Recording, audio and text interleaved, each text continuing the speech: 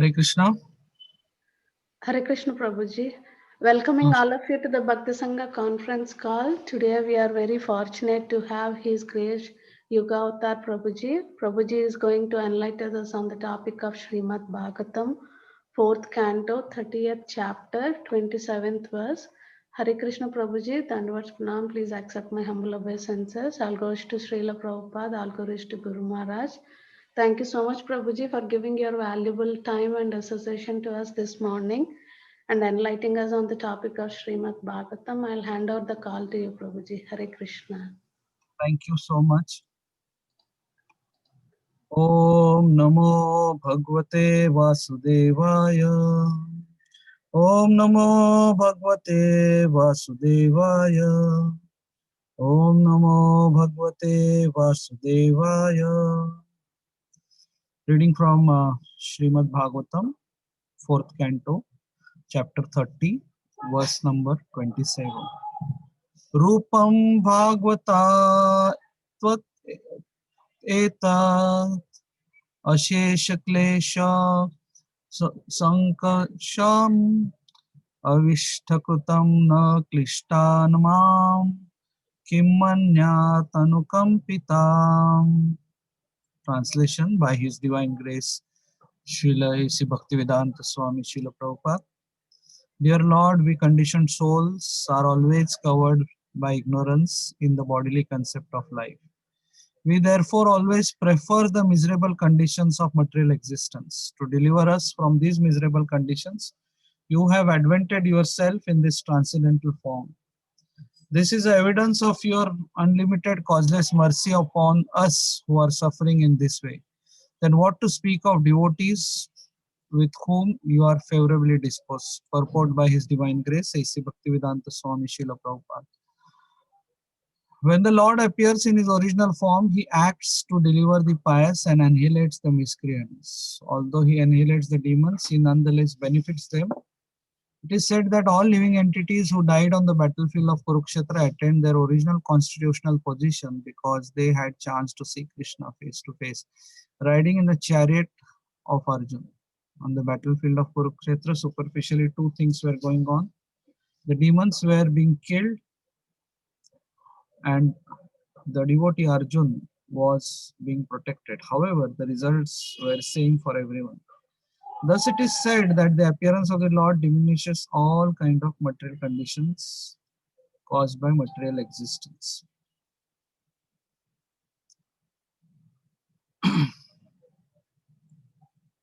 It is clearly stated in this verse that this form is meant to diminish all the miserable conditions experienced in life, not only by the devotees but by all others.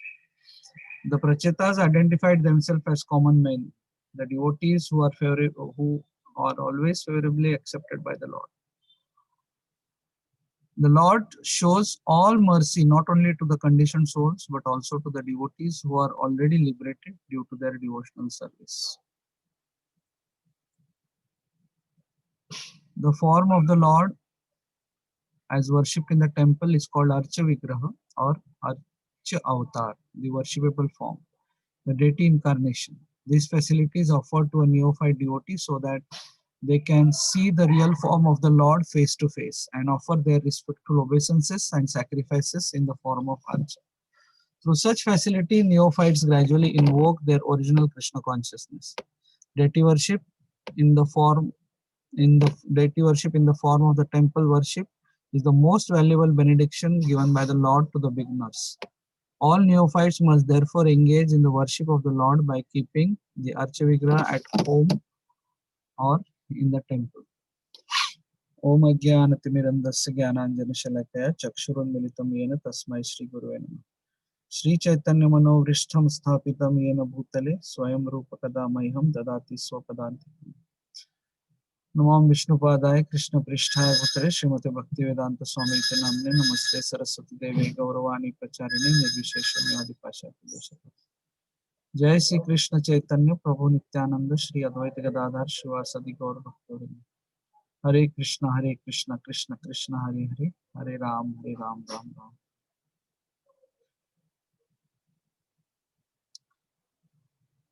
So Hare Krishna everyone. I again thank the Bhakti Sangha devotees for giving me this opportunity to address this elite devotee gathering who are elevated devotees. But as a service, I'm just sitting here to kind of share, or rather the homework given to me for last 2 3 days on these verses, and also there is a next verse to be taken and I'll do that also. So let's just, before we start the actual lecture, let's just go and see the translation. And in the translation it is said that the conditioned souls are always covered by ignorance. Now that is what our position is, that we are always covered by ignorance. We are daydreaming in the day and dreaming in the night. The proof that we are always in ignorance is we are dreaming. We think ourselves as bodies. Sometimes we talk big philosophy, but we tend to forget the simple basic philosophy that we are spirit souls and we are not these bodies. And therefore, we start identifying ourselves. In the translation also this line is there: bodily conception of life. So we identify ourselves with our name, we identify ourselves with our surname, with our nationality, that I belong to this country, I belong to this community, I belong to this caste. Another line in the translation which actually hit me was, this conditioned souls prefer the material conditions of material existence. So somehow we are given a chance by Srila Prabhupada and all the previous acharyas, all the current acharyas, to get out of this material existence. But here Prabhupada is writing that the conditioned souls prefer the material conditions of material existence. In spite of there being so much suffering, we have a tendency to prefer the material conditions of material existence. Why? For that little pleasure, for that little bodily pleasure which is there in this material world, we prefer material condition. We hear the story of the man who was chased by a lion, so he jumped into a well and hung by a tree which was there on the side of the well, and then that tree was about to be fallen and its roots were being eaten by two rats, white and black rat, which represent day and night. And then when he saw below in the well was empty and there was a big python ready to gulp him, and above standing was a lion. So this man who jumped into the well just because lion was chasing him ultimately was in such a predicament that the lion was behind him, and then he was hanging by a tree whose roots were almost being eaten by two rats, one white and one black in color, and the tree was about to fall, and below in the well which was empty was a python. So that is our condition. But in that thing, what happened is, in that well there was a honeycomb, and from that honeycomb drop of honey was falling down, and one drop of honey fell on his tongue, and then he forgot about the lion, he forgot about the snake, he forgot about the rats also, and he just started waiting for the next drop of honey to fall down. That is what the condition of a spirit soul is. He That some drops of material honey which is available in this material world, for that drops he tends to forget the misery. And that is why probably Kunti Maharani prayed that Yatra Yatra Jagat Guru. He says that please, in that particular verse, she says that please let miseries come upon me again and again and again and again, so that I can always remember you. The translation there it is said, the Chetas are praying, to deliver us from these material conditions, you have advented yourself in the transcendental form. By your unlimited causeless mercy. Actually, why we always say unlimited causeless mercy? Because Krishna himself is complete. And because he is complete, he does not need anything, anyone. So therefore, he actually, when he appears before us to deliver us, it is his causeless mercy because of which he is coming to deliver us. Causeless mercy upon us who are suffering in this way. And then towards the end, they say, then what to speak of devotees to whom you are favorably disposed? No, so they are not considering themselves as devotees. They are considering themselves as ordinary people. That is the humility. Their name is appearing in the Srimad Bhagavatam, and still they are not considering themselves as devotees. This is what actual devotee is. This is what ideally we should be. We, we consider ourselves devotees. We consider ourselves as senior devotees. We consider ourselves devotees of 1997 initiated batch. We consider ourselves devotees who have completed 25 years in International Society for Krishna Consciousness. So we have so many labels on our head in spite of being in devotional service sometimes. But here the people whom we are actually supposed to follow, and their name is there in the Srimad Bhagavatam, they are saying that what to speak of devotees to whom you are favorably disposed, indicating that they don't even consider themselves as devotees. And that is what we are supposed to follow and imbibe that kind of a mood, that we are not devotees. We are just trying to become servant of the servant of the servant of the devotee. Now let's move to the purport of this verse. When the Lord appears in his original form, he acts to deliver the pious and annihilates the miscreants. He annihilates the demons, nonetheless he benefits them. It is said that living entities who died on the Kurukshetra attained the original constitutional position. And here comes, the story of Jai Vijay, where, Jai Vijay, when they were cursed by the four Kumaras, and they were told to go to the material world, they were given an option that you will be born as devotees for many lifetimes, or good people, pious people for many lifetimes, or demons for only 3 lifetimes. So they preferred to appear as demons for some reasons. One of the reasons being they just wanted to return back to the Lord as early as possible. And another reason, in the heart of heart, they also knew that the Lord wanted to fight, and they wanted to fulfill the desire of the Lord to fight with the demons. And that's how they came to the material world. They, in the first incarnation, their first, we cannot call it incarnation, but first time when they came on this material world, they came as Hiranyaksha and Hiranyakashipu. Jai and Vijay coming in Satyuga as Hiranyaksha and Hiranyakashipu. Hiranyaksha represents greed and Hiranyakashipu represents pride. Actually, the 6 times, or the 3 times the 2 of them appeared, they represent the 6 vices of the mind. All of you must be knowing this. But for my own purification, I would just like to repeat. With the Satyug, when Jai and Vijay appeared, they appeared as Hiranyaksha, who represented illusion, and Hiranyakashipu, who represents pride. All of us are suffering from these 6 vices: anger, greed, envy, lust, pride, illusion. And Hiranyaksha, why he represents greed? Because he had everything. He conquered the whole world, he looted the whole world, and he collected gold.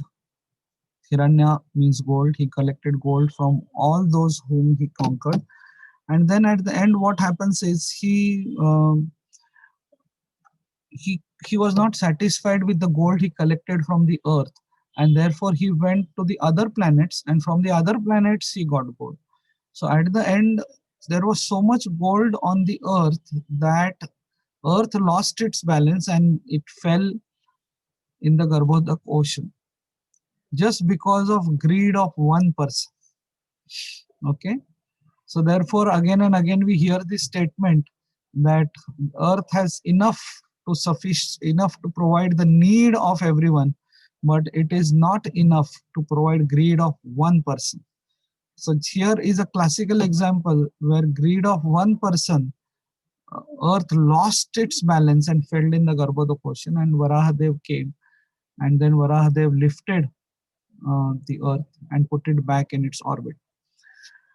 And then Hiranyakashipu was very angry that my brother was killed, and he decided to take revenge against Vishnu.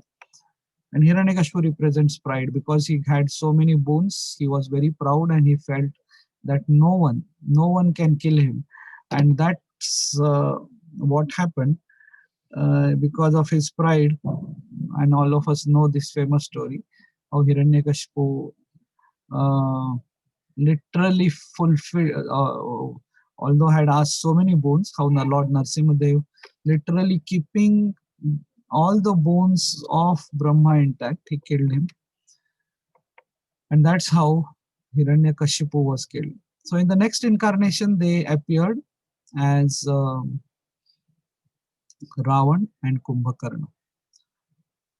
So Ravan represents lust and Kumbhakarna represents illusion. Again here, Ravan had Mandodari. Mandodari was very, very, very beautiful. Very beautiful. Still, in spite of that, whenever he used to see a beautiful woman, he used to feel like enjoying her. Probably many of us can relate to this, that we always, whenever we see anything beautiful, we want to enjoy. Don't always consider this as enjoying a beautiful woman. Even when we are passing by a cake shop and we see a beautiful cake, we feel like eating it. We see anything beautiful, we feel like seeing it, we feel like touching it. So that whole tendency is a representation of Ravana. We should not think that Ravana means just being lusty towards females. No. Being Ravana means being lusty towards everything. You see anything and you feel like enjoying it. You see a good car and you feel that I want to own this car. And that person who is sitting inside the car doesn't deserve that car. Actually, I deserve the car. That is Ravana mentality. That's what Ravana was thinking. That Ram doesn't deserve Sita, I deserve Sita. So Sita should be my wife. So that is Ravana mentality. They see anything of this world, they see a beautiful bungalow, and they feel that this fellow doesn't deserve this bungalow. Actually, I deserve this bungalow and I should have been living in this bungalow. That is again Ravana mentality. So that is what was happening in case of Ravana. And then Lord Ram, the way he killed Ravan, there is a very nice analogy here, that when the first head of Ravan was cut, all the monkeys and everyone started dancing that Ravan is dead, Ravan is dead. And then the second head came. And then that was cut, and monkeys started dancing, Ravan is dead. So sometimes because of our chanting, some of our vices go down, and then we start thinking that, oh, I have become almost a pure devotee, and Ravan is dead inside my heart. And then again the second head of Ravan pops up. So we should never think. So ultimately then Vibhishan told Lord Ram that there is Amrit Kumbha in the heart, in the belly area, there's a heart or belly, and you should hit that Amrit Kumbha, and only then he will die. And then Lord Ram, he hit his heart, and that's how Ravan died. So all that lust is there in the heart, okay, and we want the Lord. So we always keep on playing that, so praying that there is so much of dust, so much of lust in the heart, and we want the Lord to clear it. Kumbhakarna represents illusion, and the first symptom of illusion is to sleep. Sleep actually doesn't literally mean to sleep on the bed by just get putting a bed sheet on our head. No. Sleep means avoiding Krishna consciousness. Sleep means avoiding devotional service. Sleep means just being comfortable in life without devotional service. You have an opportunity to chant, but you are not doing it. You may be watching a movie, but we are sleeping. We have opportunity to read, but we keep on playing with our mobile. That means we are behaving like Kumbhakarna. We have opportunity to hear the Srimad Bhagavatam, but we sit on the computer and do unnecessary things. That means we are behaving like Kumbhakarna. Avoiding devotional service when there is an opportunity is behaving like Kumbhakarna. That is illusion. Staying in illusion, staying in ignorance. So again, Lord Ram killed Kumbhakarna also, and then both of them appeared in the next yuga as Dantavakra. I mean Shishupal. Shishupal represents envy. So he was very envious of Lord Krishna, and he kept on giving bad words to Lord Krishna. He couldn't control himself. So just because Krishna was more beautiful, and that's actually Shishupal represents the reason why we are there in this material world. We are there in this material world because of envy. Shishupal was a clear-cut representation of that kind of envy. And then Lord Krishna killed him, slashed his head with the Sudarshan Chakra. And then Dantavakra, his brother, was very happy, very angry, so much angry that he couldn't even stand on his rath. He could not wait to kill Krishna. He got down from his rath and started running behind Krishna. So Krishna just took his mace and he threw it back like this. And Dantavakra, who represents anger, was dead. So this was the story of Jay and Vijay representing 6 vices when they appeared 6 times in this material world. When they came to know that Lord Krishna is appearing as Lord Chaitanya, Jay and Vijay again came down as Jagai and Madhai. And this time they came with all the vices together: lust, anger, greed, envy, pride, illusion. With all the 6 vices they came, and they were causing lot of disturbance in the area of Navadvip.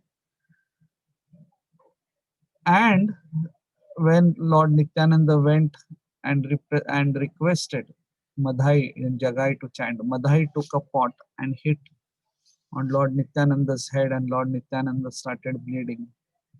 And Lord Chaitanya got angry, and he called for Chakra, Chakra, Chakra.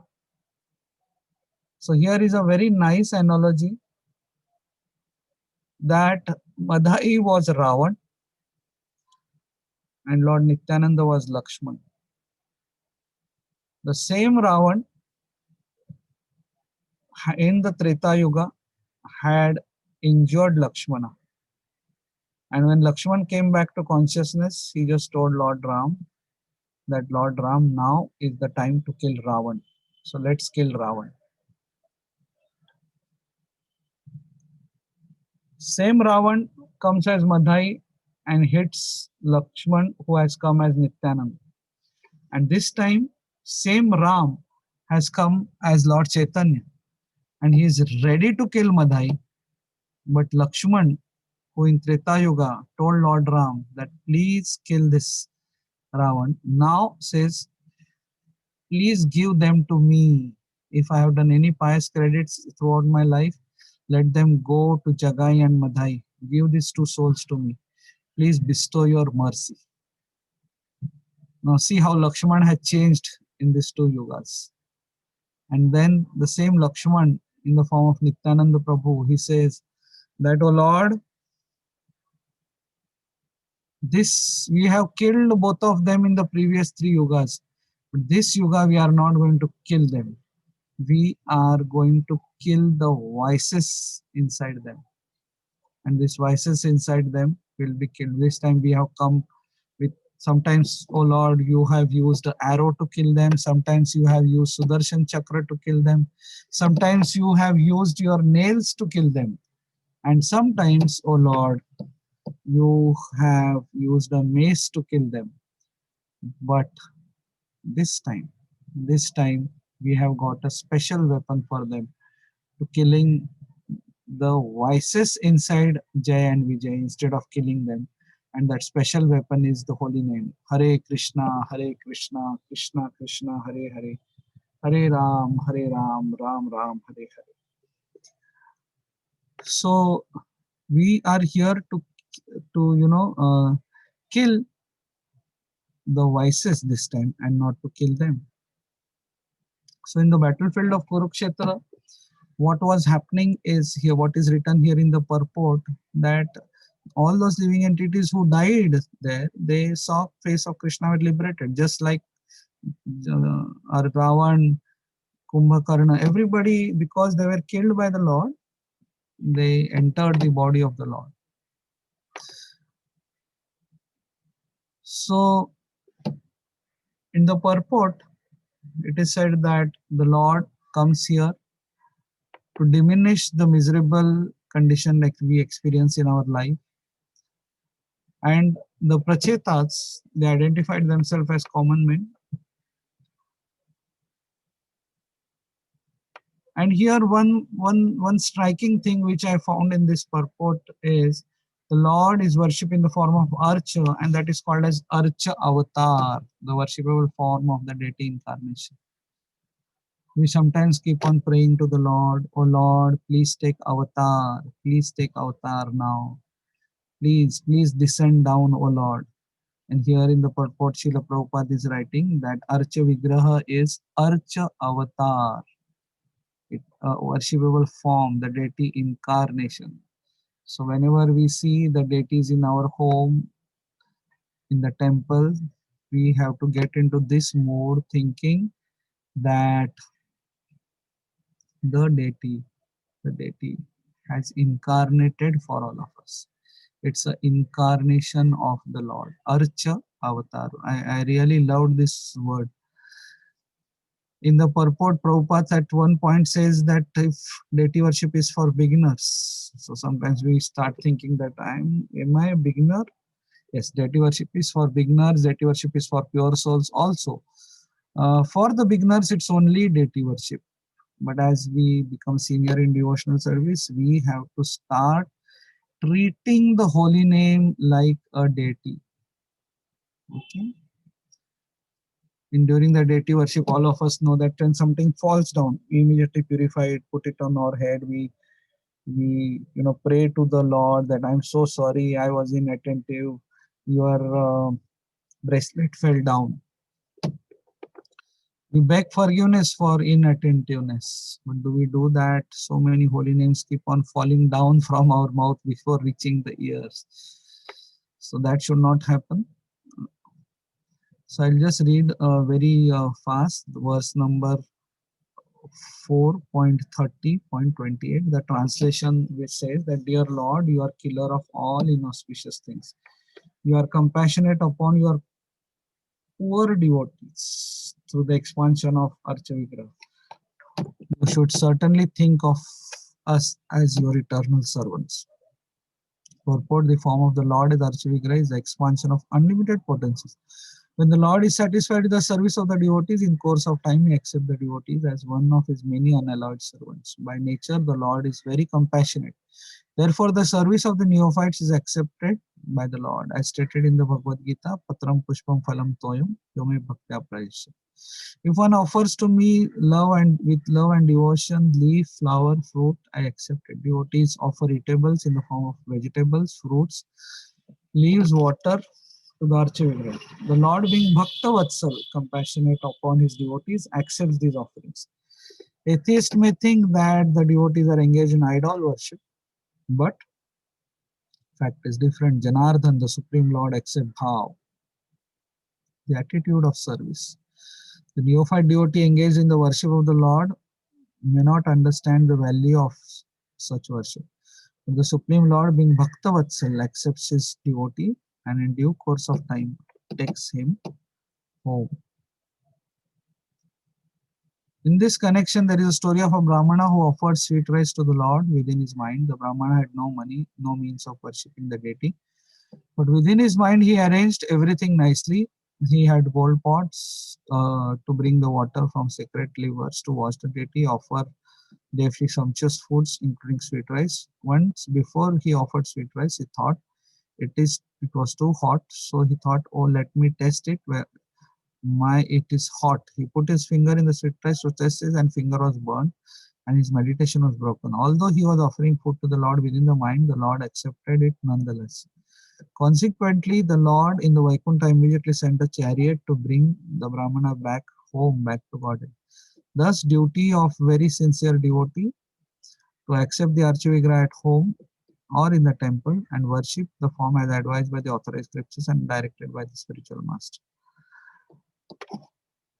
So, one thing about this story of the Brahmana which always hit me, that just by dreaming about serving the Lord, you get the full benefit, to the extent that Lord sent a chariot from Vaikuntha to bring him back.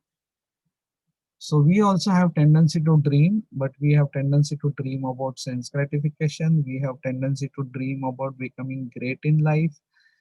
Instead, we should dream of the Lord, about serving the Lord.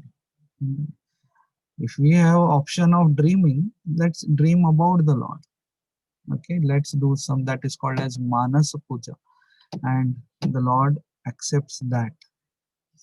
In the translation, it is said, Lord, you are killer of all inauspicious things. You are compassionate upon poor devotees through the Archavigraha. So basically, we should be certainly think ourselves as the eternal servants of the Lord. When I was reading this translations, these two purports and translations, I thought that this Bhakti Sangha, I'll dedicate some time about deity worship, not only by the new beginners, but the deity worship done by our previous acharyas, especially the acharyas of the Shri Sampradaya. And there we actually get a clue of how deity worship should be done. And there are three prominent places in South India amongst the Shri Sampradaya. One is Kanchipuram, where Lord Varadaraj is there. Then Srirangam, where Lord Ranganath is there. And Tirupati, where Lord Srinivas Balaji is there. Starting with Lord Varadaraj, where Lord Brahma wanted the darshan of Varadaraj, and he did lots and lots of yajnas, and after which he had the darshan of Varadaraj. The word Varadaraj comes from Varada, comes from Ashirvad. Varada means giving blessings, and he is the one who gives, who is the king of those who give blessings, and therefore the name Varadaraj. Okay, and there in Kanchipuram, with serving Lord Varadaraj, was Kanchipurna, who was one of the 5 disciples initiated by Yamunacharya. Okay, and he was very famous Vaishnava, and he was so simple. He was so simple, and he used to worship Lord, and he used to have daily conversations with the Lord. What we say as heart-to-heart talks. He used to talk to the Lord, and then local people, they found out that he is having talk with the Lord. So they used to approach Kanchipurna, and they used to give their questions to Kanchipurna and tell them that, and then Kanchipurna used to talk with the Lord and reply that the Lord said like this. So one day, one devotee asked him, Kanchipurna, that please ask Varadaraj Swami that when will I get liberated? And that time Lord Varadaraj told him that you will be liberated at end of the life. Varadaraj confirmed that after leaving the present body, that devotee will go back to Vaikuntha. So Kanchipurna, after this particular conversation, he started thinking that whether he will go to Vaikuntha after his present life. So he was very shy to ask anything to the Lord. That's what a natural tendency of the devotee is, that he may pray for others, but he will not pray for himself. He will not take any advantage for himself. A devotee will not take advantage of the Lord's friendship, the Lord's mercy. But still, he was having in the heart that I also want to ask the Lord that when will I go to Vaikuntha. But he didn't ask. So one day, Varadaraj Swami himself asked that, Kanchipurna, is there anything you want to ask me? He said, no, I have no question. So he insisted that, but is there nothing you want to ask me? So then Kanchipurna said, oh Lord, when will I go to Vaikuntha? So Varadaraj Swami, he said, Kanchipurna, you are my dear servant. I really love you, but you will not go to Vaikuntha after this life. Although you have served me with great devotion, you have never served a devotee. So unless someone serves one of my devotees, they cannot enter my abode. What a lesson for all of us. What a lesson. Lord Varadaraj Swami, who is Lord Krishna himself. This is his dialogue. He says, Kanchipurna, you are my dear devotee. I love you, but you will not go to Vaikuntha after this life. Although you have served me with great devotion, you have never served my devotee. Unless someone serves my devotees, they cannot enter my abode. This came as a shock to Kanchipurna. And you know what he did? He was fanning the Lord. Actually, while fanning, he used to ask the questions. So he put down the fan and he left. He left Varadaraj Swami, searching for a devotee whom he could serve. And he was so famous all over South India that whoever he approached, that can I serve you? Can I serve you? So everybody used to say, no, you are such a great devotee. Lord Varadaraj personally talks to you. I cannot allow you to serve me. So then what he did is he took off his saffron clothes.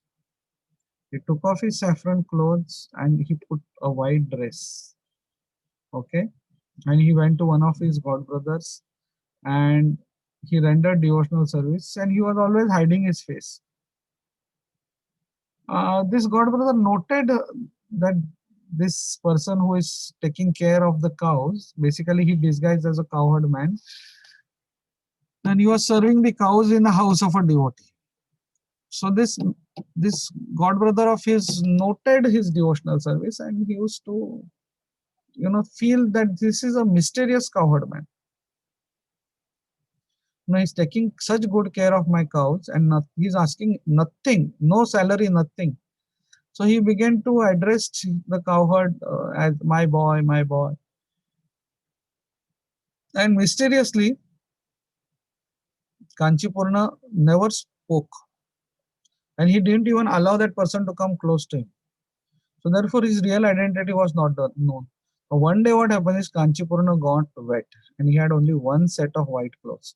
So he went to his small room to change into the saffron cloths, so that by the time white clothes are become dry, he can wear the saffron cloths, which was his original clothes. That time the god brother, he happened to see him and he realized, oh Kanchipurna, it's you. What are you doing? You will destroy me. I cannot allow you to render service. So Kanchipurna then returned to Lord Varadaraj. Now seeing Kanchipurna enter the temple almost after 6 months, the Lord smiled upon him and he said, Kanchipurna, for 6 months you did menial service to one of my devotees. Now at the end of the life, you can come to my abode. Okay. So if we go there, there is a darshan room outside the inner deity room. And it was there where Kanchipurna did the service of fanning. So the Lord has reserved the right to allow only those persons entrance into abode who have served one of his dear devotees. So we have to understand this philosophy. And we move on to our next dham, which is Tirupati. Balaji Dham, and all of us know that Ramanujacharya visited 3 times there, and he always wanted to start deity worship over there, but nobody was ready to go because there were tigers, there was forest over there, there there was lot of malaria, mosquitoes were there. But Ananta Acharya, he agreed. He said, "I'll go and serve." So he was very Ramanuja was very pleased. He said, "You go, you settle down on the hills, and then you make a garden of flowers. You dug a lake." So Ananta Acharya was very much obsessed. He was very much obsessed with the personal service of the Lord. So one day, and that so much obsessed that he thought only I am going to serve him. So one day, what one man he came and he was assisting Anantacharya's wife in the garden, helping her. So Anantacharya said, only I am going to serve the Lord. He is my Lord. I am not going to allow anyone to serve him. You know, in our childhood, you remember we had this kind of possessiveness about our toys, about our possessions. And anybody used to come and touch our toys, our possessions. We used to not allow anybody to touch. You know, Ananta Acharya was possessive about Lord Balaji, Lord Srinivas. So he saw that young man who was helping his wife. He said, "No, you are not going to help." So he took a crowbar and he hit him on the chin. And Anantacharya chased him, and this man entered inside the Tirupati Balaji temple and he disappeared. And then the priests found blood oozing from the chin of the Lord. So when Anantacharya entered the sanctorium, he saw that the Lord was bleeding at the chin, exactly the spot where he had hit the young man. So then he realized that that young man was nobody other than Lord Srinivasa, who was so happy with Anantacharya and his wife serving that he used to come out and help them, help them. So today also that crowbar with which Anantacharya had hit that young man, Lord Srinivasa, who had come out of the altar to help his devotees, is kept at the entrance of the temple as a memento. And that camphor which was put on the chin of the Lord is still distributed as prasad in the Tirupati Balaji temple. One second.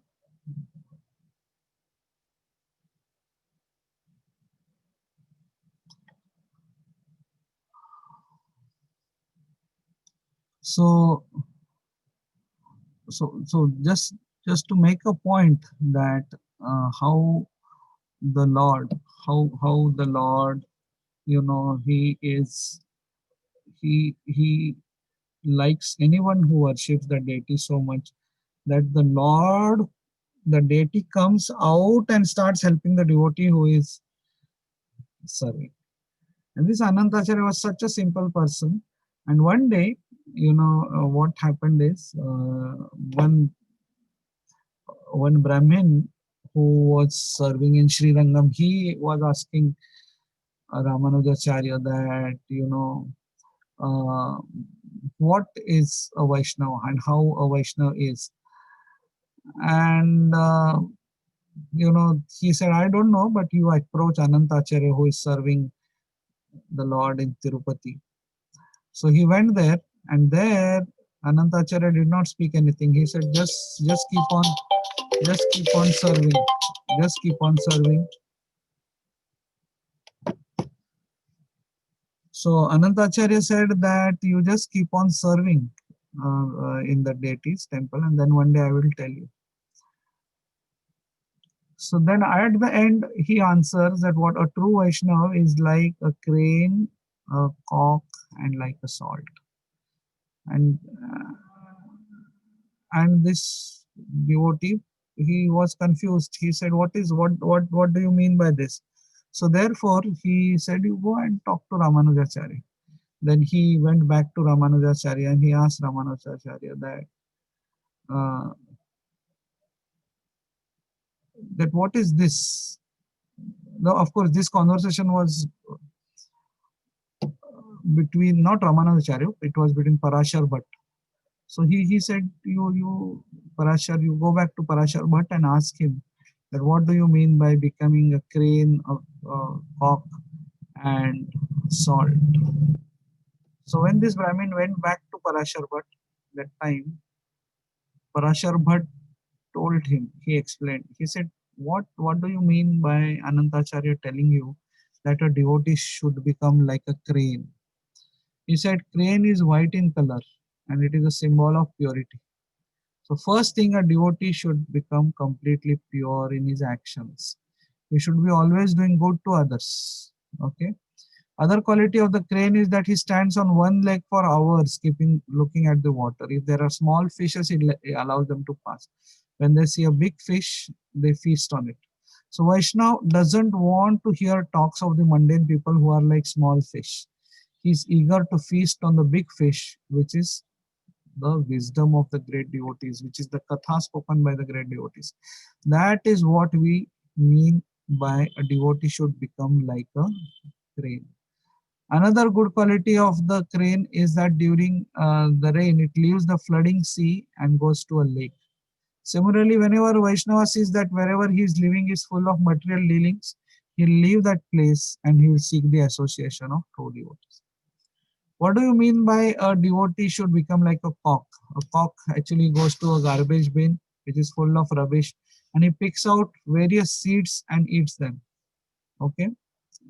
Eats and feeds them to the kids. So similarly, a Vaishnava always picks up the essence and not other things. And what do you mean by uh, a devotee should become like a salt? So that Brahmin was asking all these doubts, what Anantacharya said to Parashar Bhatt. And then Parashar Bhatt was going purport to what Anantacharya had said. And he said, salt, although it brings taste to any preparation, it always remains hidden. Whenever we taste very delicious preparation, do we glorify, oh, salt is so nice? Salt just brings out the flavor, but remains hidden. Similarly, a devotee or true Vaishnava is willing to do great service, but he does not want glory. He wants to remain hidden. In spite of doing great service, they don't consider themselves as significant. That is humility. Similarly, in order to give flavor to a preparation, salt is willing to melt, completely willing to give up its identity. Similarly, a Vaishnava is willing to give everything to serve the devotees. And we should become like this. We should become like salt. Always remain hidden, doing great job, great service, but try to remain hidden. So another, now this is my last story from the third dham which I described. One was Kanchipuram, second was Tirupati, where Anantacharya was getting fabulous realizations while serving the deity, that how a devotee should become like a crane, like a cock, like a salt. And now coming to the last dham, that is Srirangam. So in Srirangam, Ramanujacharya had started something like Food for Life, where he was serving lots of meals to school children. And there was this one particular devotee who used to come, take prasad, and used to fight, and he used to tell that I have 16 children. 16 children. So you should give me prasad for 16 people. Every day the fight used to happen. So when Ramanuja saw it, and Ramanujacharya, he asked him, and this Vaishnava, he told Ramanujacharya that this, I look at my children, they are malnourished, and I really cannot earn so much. I am also weak. So what can I do? So Ramanuja, he asked him to recite Vishnu Sahasranam. He said, I don't know Vishnu Sahasranam, but I can know up to the 6th name of the Vishnu Sahasranam. He said, that's okay. That's fine. You can sing. And the 6th name is Bhuta Bhrut. So he said, okay. So now onwards, you do Vishnu Sahasranam as Bhuta Bhrut Namaha. Only you chant this and all your problems will solve. And after few days, rather from next day onwards, that person who was to come every day for begging prasad at the temple's prasadam counter and taking and fighting for prasad for his 16 children, he was not seen. So then what happens is, temple devotees, they said, we are offering to Lord Ranganath as usual, but we are finding that some amount which is offered to the Lord goes missing after the offering. And then one day Ramanujacharya said, okay, let us call this Vaishnav who, whether he's stealing prasad. So Ramanujacharya, he goes to his home, and then he sees that he had not even left his home, he had not even come near the temple, but still he was satisfied. So he goes there, and this Vaishnav, he fell at the feet of Ramanuja, and he said, Swami, by your grace, that boy is delivering prasad both times every day. All my children are no more sick and nobody is undernourished. I moved out to a place near the temple so that I don't get away from the temple, so that I don't get to problem with the temple authorities. I'm grateful to you. I'm doing the japa bhuta bhrutta namaha. And Ramanuja was overwhelmed. They said, which boy? What did he tell his name? Vaishnava replied, the boy told him that I am servant of Sri Ramanuj. And then Ramanujacharya realized that Ranganatha, Lord Ranganath himself, was delivering food to this Vaishnava every day in the morning and in the night. Bhuta Bhrut means one who nourishes the entire universe. So because he was chanting Bhuta Bhrut Namaha, O Lord who nourished the entire universe. So the Lord started feeling that if he chanting my name, that name which indicates that I nourish the entire universe, I have to nourish his 16 children. So Lord Ranganath, after every offering, used to take a part of his offering by the side, then disguise himself as a boy, and he used to go and deliver prasadam to this Vaishnava and his 16 children, just because he was chanting Bhuta Bhrut Namaha. So this is how a deity reciprocates. This is how a deity reciprocates with those who chant their names. So we have to serve the deity as well as we have to chant helplessly from the heart. And in this case, particularly, this person was given mantra by his spiritual master Ramanujacharya, and with faith he was chanting, and the deity was taking care of this person. We should also aspire. All of us have received mantra from the mantra which was brought in this world by Lord Chaitanya and distributed by Srila Prabhupada. So we also have received this mantra from our spiritual master, from Srila Prabhupada, from Lord Chaitanya, almost in an indirect way. So we should also chant, consider the holy name as a deity, and do the worship of, or deity worship of the holy name. In the conversation between Ramananda Rai and Lord Chaitanya, where Ramananda Rai asked that what is most worshipable object, and that time when Lord Chaitanya asked Ramananda Rai that what is the most worshipable object, and that time Ramananda Rai said that the holy name is most worshipable. And I always think that currently my Mangalarti turn is going on at Shri Radha Gopinath temple. And whenever I am doing Mangalarti, I am so conscious. I am looking at the Lord. I am counting 7 times, 7 times. 4, 2, 3, 7, 4, 2, 3, 7. Saying the mantra, Eshadeepa, all these mantras. Complete rapt attention, 25 minutes of Mangalarti, and then 5 minutes of Narasimharti, half an hour. We should be showing that same rapt attention when we are chanting. Because while chanting, we are doing the same thing what we are doing as a pujari in the Mangalarti. So what pujari is doing in the Mangalarti, Vaishnava is doing the same thing whenever he is chanting the holy names, because the Lord has come and he is worshipping the Lord. So it's exactly 1 hour. It is 6:50, and I'll stop here. If there are any questions, you can ask. Hare Krishna Prabhuji, thank you so much for wonderful class, Prabhu. It's really instructive to everyone. If anybody have any questions or realizations, please go ahead. Hare Krishna Prabhuji, Dandot Pranam. Hare Krishna, Shama Gauri Mataji, Hari Bol. Prabhuji, you said when we see things, we want to possess it, and it's the Ravana mentality. So Prabhuji, when we go to shop, and even though nowadays everything is online, and some devotees or somebody friends or somebody, they are selling something, they put the pictures on their status, and we just go and look at it, and we want to, oh, this is so nice, I want this, this is so nice, I want like a sari and clothes and jewelry and so many things.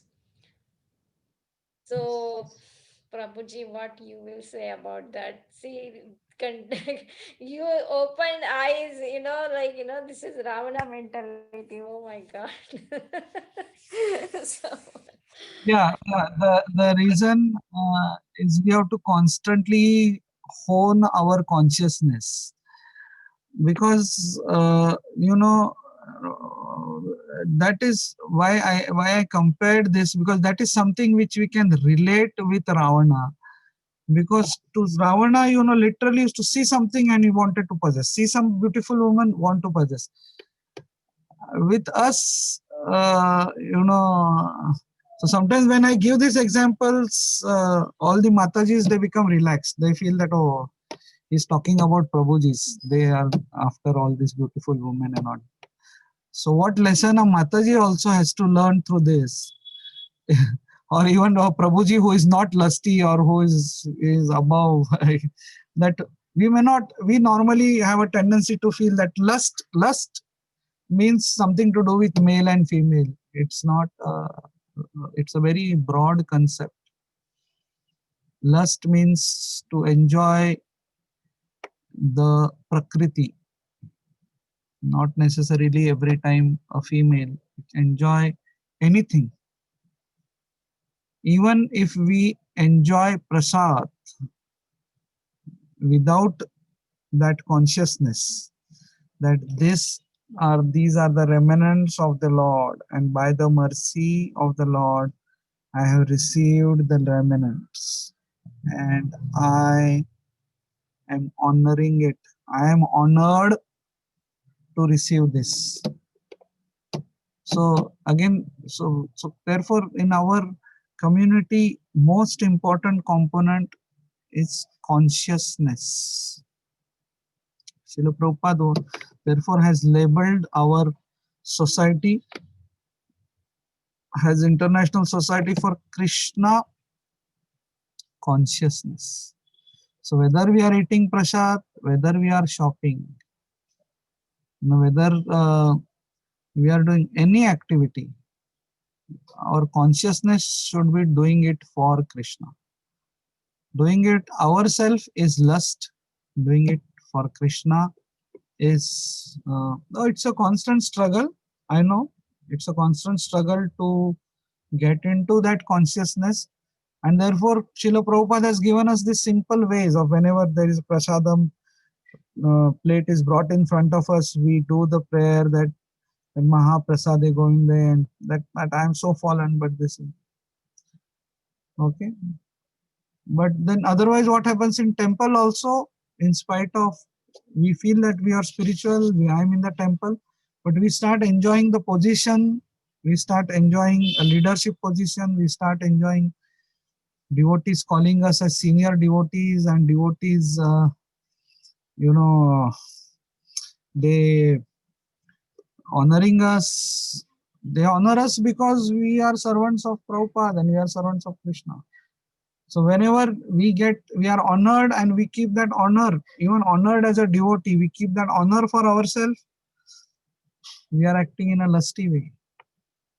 Therefore, lust is gross and subtle. Gross lust goes away very fast. Subtle lust, it takes a lot of time. So we should be always in a consciousness, even while buying clothes, that I'll buy these clothes and then I go before the Lord, and the Lord will be pleased seeing me in this nice dress. That is one way of consciousness. Another thing, whenever we get something beautiful, clothes, at least I have developed this habit. Whenever I buy clothes, I remove all that plastic and all, and I place it on the altar. That, oh Lord, because of you, I could get this nice clothes to wear. And as a rule in my life, I do this, that whenever I'm wearing a new clothes for the first time, I wear it and go to the temple. Even it is a shirt pant. I'll never go to my office. So just to give you ways of how we may like some shirt, pant, clothes, sari, jewelry, but then how to Krishnaize it, what we can do is we can wear it for the whenever for the first time and go and stand before the Lord, see Lord, thank you for this dress. Without you, actually, I can just become a beggar on the street. Because of you, I am able to buy this. It's yours only. Thank you so much. So constantly we have to remind ourselves that this I have received by the mercy of the Lord. Because we have a credit card, debit card, we feel that I just swipe and I can buy anything. So that reduces our Krishna consciousness, because we feel that I have power. Karlo dunya mutti mein, everything is in my hand. I can buy anything. I can get anything what I want. So whenever we are getting anything, firstly thanking the Lord. Thank you, Lord, for allowing me to buy this. And after we get it, offering it to the Lord in our home altar, that, oh Lord, because of you, I could get this. And then when we wear it, we go to the temple, oh Lord, thank you. So these are some ways by which we can, make that whole activity of shopping Krishna conscious. Of course, you all may be doing that. I'm just adding a note. Thank you, Prabhuji. Thank you so much. Very nice answer. One more question, Prabhuji. In the Ranganath story, you said that Lord was taking the form of the boy and giving the prasadam to that devotee. So I was thinking, why Lord has to go personally take the prasadam from the prasadam room and give it to them? Instead of, I was thinking, when you were telling the story, I was thinking that person might have got nice job and making lot of money, and he can take care of all his 16 children. That's so. What is the lesson to learn from this? Why Lord did that? Yeah. The lesson from this whole story is glory of chanting. That a spiritual master, Ramanujacharya, gave a mantra to his disciple. Disciple accepted a mantra with faith. He didn't question. Ramanujacharya told him, you chant this Bhuta Bhrut Namaha and Lord will take care of you. And he didn't question Ramanujacharya's advice. He just chanted it. So when a disciple shows that sincerity of following the orders of the spiritual master as it is, then the spiritual master literally becomes obliged. The Krishna literally becomes obliged with such a sincere disciple, that he almost personally takes care of such a sincere disciple. That's the lesson from the story. Lesson for us, as I said, that we also have received a mantra, but we have to chant with that intensity and that faith.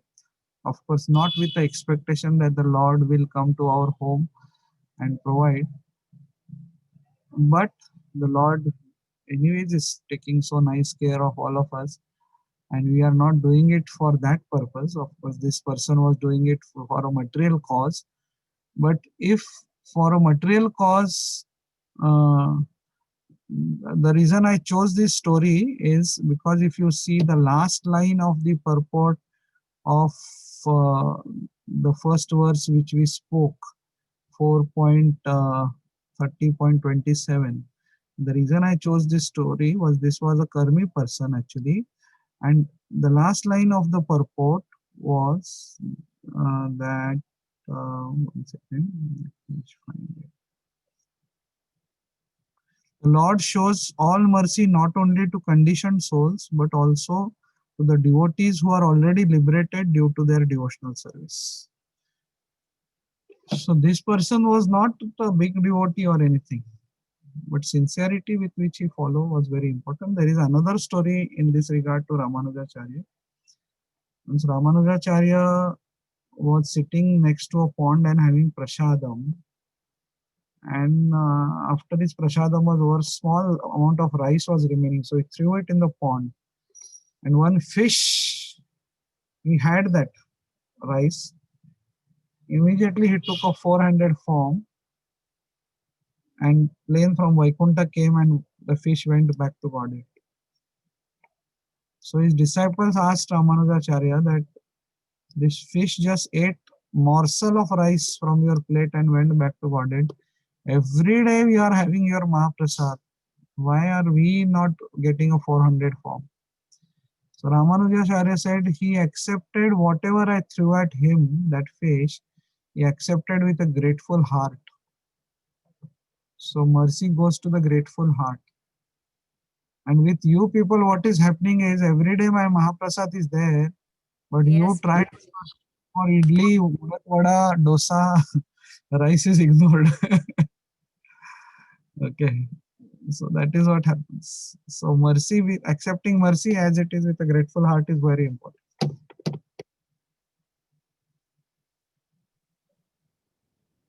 very nice, Prabhuji. Thank you, Mataji. And Prabhuji, very nice to know about you are personally serving Shishi Radha Gopinath. Jai, Hari Bol. How are you? Very nice. Thank you. You were you were missing Radha Gopinath so much, you know. I saw in like when lockdown started, you were missing them like anything. But that's what they give the mercy to you. You are gone so close to them.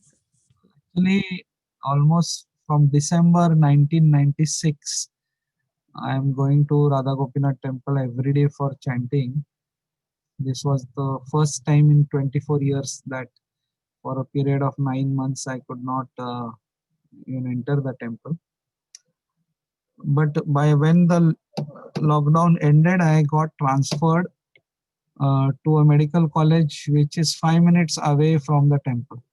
So although now they don't allow for devotees to come in the morning for chanting, after my job is over, I get a chance to go there and spend some time in the temple. So Krishna, we should just keep on chanting, and Krishna will arrange some ways, even in midst of lockdown, so that we can see him and chant before him.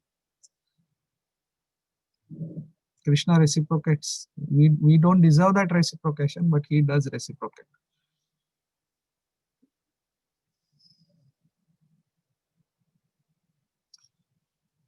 So if there is no other question, we'll stop here. And other devotees might have questions, Prabhuji. Krishna प्रभु जी कोटि कोटि दंडवत प्रणाम Srila Prabhupada Srila Gurudev ki jai jai jai Nityananda jai jai Gauranga. So nicely explained about the Ranganath story and the Kanchipuram and Varadarath story, that you have to serve the devotee 6 months. Sometimes then only you come this year lifetime to meet. They are he's so sincere Vaishnava, but still it's give a lesson that how we can show the Vaishnava, whatever we hear from senior Vaishnava or counselor or Srila Gurudev or other Gurudevs, we have to serve in a other Vaishnava. By that way we can serve our senior Vaishnavas instruction, and how nicely explained that whatever is coming in our home, we have to offer to Lord Krishna and Srimati Shri Radharani. And so lucky you are that you every day from 4 years doing japa in Shri Radha Gopinath. Prabhuji, I know that first 8 years my Gurudev Radhanath Maharaj is American, so that we are coming from Gujarati family, so that they are not allowed to enter in a Shri Radha Gopinath temple. And Kishori is coming, Dr. Kishori is coming to my home and she's taking class. So जैसे we are so eager to see Maharaj and Gopinath, but we just see जैसे आपने बताया ना, मानसी पूजा से हम महाराज को देखते थे, मानसी पूजा से श्री राधा गोपीनाथ को देखते थे. And after 8 or 9 years, Prabhuji allowed all the yatras and Gopinath, and so many Vaishnava are coming, newcomer Vaishnava are coming to Gopinath home, and we serve lots of prasadam to them. So by the mercy of Vaishnava's prayer, we are I am qualified to enter in Gopinath temple. And second thing, Prabhuji, you explained so nicely about the sleeping soul. Yes, Prabhuji, we are a sleeping soul. We are hearing Krishna Katha by the mercy of Shri Radha Gopinath, but we are not sharing. We are scared that, oh, I am not big counselor, oh, I am not so sincere in a bhakti. But whatever we hear, we have to share in our community, in our home, in our with our husband, with our gopis, and outside Vaishnava. Like I hear whatever I learn, the essence of this class, I have to share. First, I have to follow it and then share with the Vaishnava. And Prabhuji, you explained so nicely about the prasadam, that Shri Ranganath will come and give a prasadam to that Brahmana, 16 kids. So we have to follow strictly instruction. We all sit in a Srila Prabhupada booth. Some is sitting from Virat, some is from Goregaon, some is, and there is some nearby Radha Gopinath Grant Road. So we all are sitting in Srila Prabhupada, Srila Gurudev booth, and we have to follow the instruction of Srila Prabhupada, Srila Gurudev so strictly, and then we are qualified to enter in Shri Gaulok Vrindavan Dham. Koti Koti Dandavat Pranam. And for that we have to share Srila Prabhupada message to newcomer souls. So like Kishori is tolerate us that we hear Krishna Katha and forgot for first 7-8 months, but then we follow her so sincerely. Like that we will serve newcomer Vaishnava, tolerate them and try to show them as Das Das Anudas Pav. Koti Koti Dandavat Pranam. Hare Krishna, Prabhuji. Thank you very much for teaching us so many lessons today. One of the lessons we have to follow is doing book distribution to best of our capacity in this COVID pandemic. And as a part of ISKCON, I would request whoever can sell, do online selling. Rather, I would say it may not be possible to go on the streets because of the pandemic, but we can purchase online books and directly post it on the address of our family, friends, and relatives. At least everybody sells 5 books every devotee, and 5 books I don't think is a very big thing. So selling 5 books online, right, what we do on Amazon, how we gift our family members, we just buy a book and gift it directly. So many HareKrishnaBooks.com, and there are many other websites. Even BBT has websites. So your local temple may be having a website. Please buy book and directly gift it to some of the friends and relatives. So if there are no other questions, I will stop here.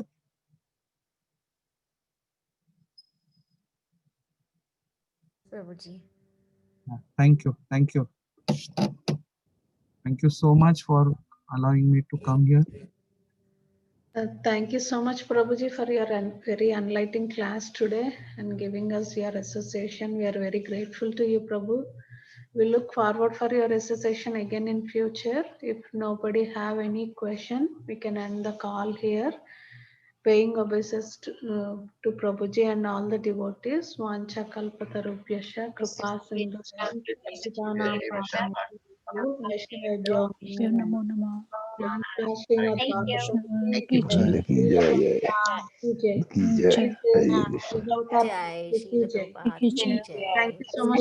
Thank you, Prabhuji. Dandvat Pranam, Prabhuji. Hare Krishna. Thank you for the beautiful